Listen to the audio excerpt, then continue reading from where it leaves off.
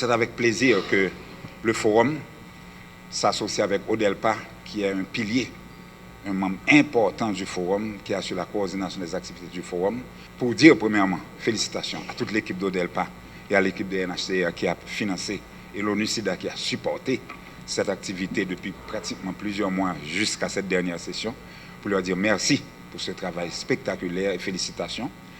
Et pour dire aux jeunes qui sont ici présents, les 180 jeunes, félicitations, vous allez recevoir un certificat qui, comme elle vient de dire, ce n'est pas seulement une cérémonie de graduation, mais on va vous remettre un certificat pour un travail, pas vrai? Vous allez pratiquement être des jeunes agents vulgarisateurs de changement qui vont aider, sensibiliser, éduquer, former d'autres jeunes qui vont eux-mêmes aussi s'engager dans la lutte pour la défense des droits humains, pour tout ce qui concerne la lutte contre les violences basées sur le genre, et bien sûr accompagner ces jeunes pour que ces jeunes puissent avoir une voix pour leur avenir et pour leur futur. Donc dans ce sens, vous regagnez rapidement l'équipe d'ODELPA, vous êtes des agents vulgarisateurs, comme je viens de dire, pour le changement. Et je sais que ODELPA va avoir le soutien continu de ses partenaires, ONU-SIDA, UNHCR, le Forum, Housing Works, et sera toujours là pour vous accompagner, avec bien sûr Forège, qui est pratiquement notre plaque tournante au niveau du Forum, pour tout ce qui concerne les jeunes. Je voudrais simplement rappeler que l'ONU-SIDA, comme je disais, c'est le programme commun des Nations Unies. Commun parce qu'on est composé de 11 agences co-parraines, dont le HCR, qui s'occupe des questions du VIH avec toutes les questions de population en déplacement et des urgences. On a le PSOMS, l'UNICEF, le PAM, l'UNESCO, le BIT, l'UNODC. Nous sommes 11 agences.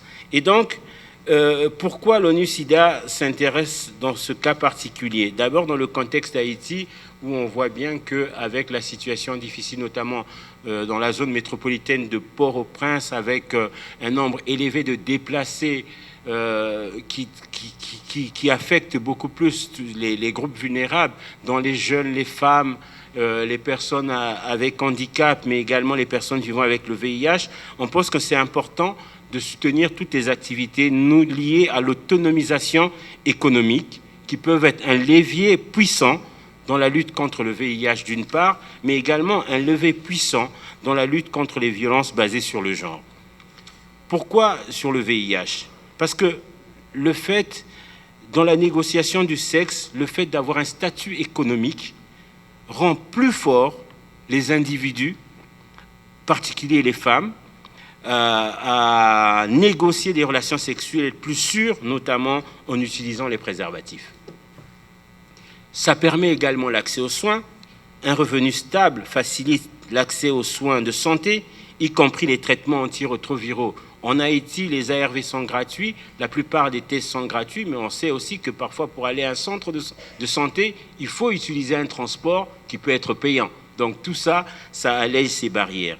Enfin, l'autonomie décisionnelle, en termes d'indépendance financière, permet aux individus de prendre des décisions éclairées concernant leur santé, leur vie, sans être contraints par des circonstances économiques difficiles. Et enfin, ça réduit la vulnérabilité, et donc l'autonomisation contribue à réduire les comportements vulnérables à risque, tels que l'échange des rapports sexuels contre de l'argent ou de la nourriture.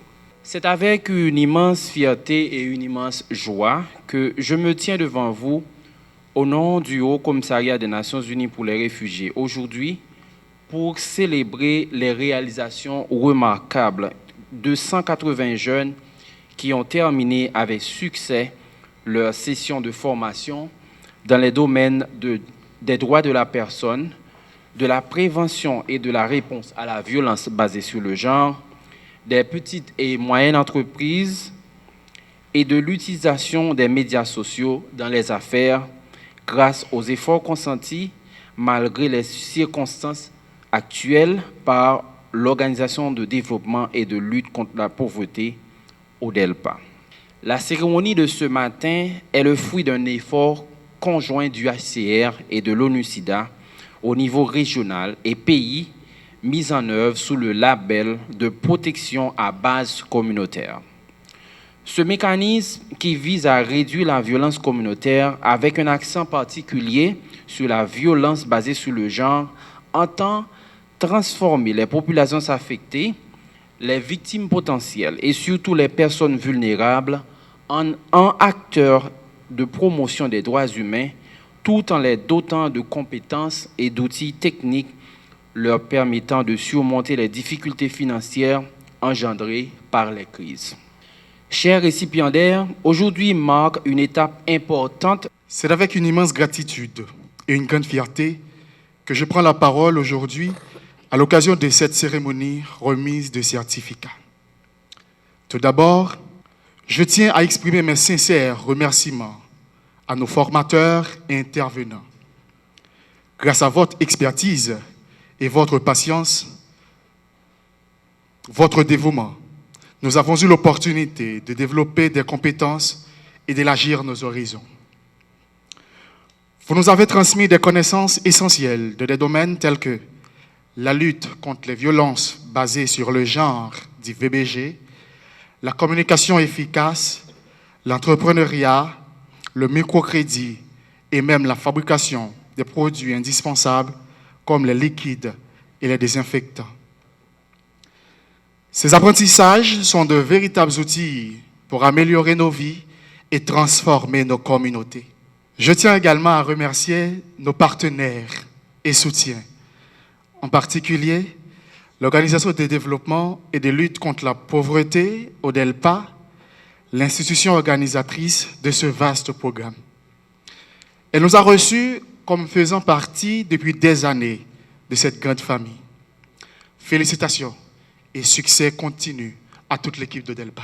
C'est avec une immense fierté et une profonde gratitude que je prends la parole aujourd'hui en tant que présidente et fondatrice de l'Organisation de développement et de lutte contre la pauvreté ODELPA, à l'occasion de la cérémonie marquant la remise du certificat à 180 jeunes courageux et exceptionnels.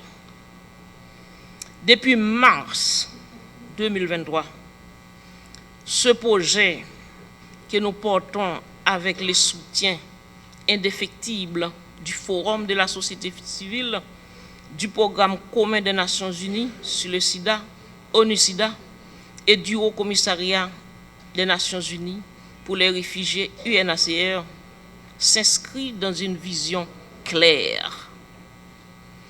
Offrir aux jeunes des communautés les plus vulnérables de la zone métropolitaine de Port-au-Prince les outils nécessaires pour transformer leur avenir et celui de leur pays. Chers jeunes, je m'adresse à vous. Votre présence ici aujourd'hui témoigne de votre courage et de votre résilience.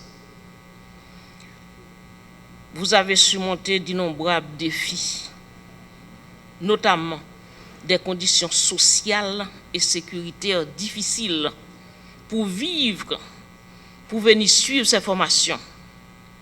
Certains jours, vous avez dû faire face au crépitement des balles et même abandonner votre domicile pour pouvoir s'échapper aux assauts des hommes armés que j'appelle terroristes.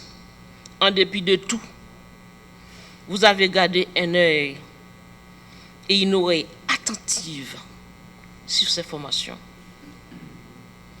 Ces 10 derniers mois, vous avez acquis des compétences variées.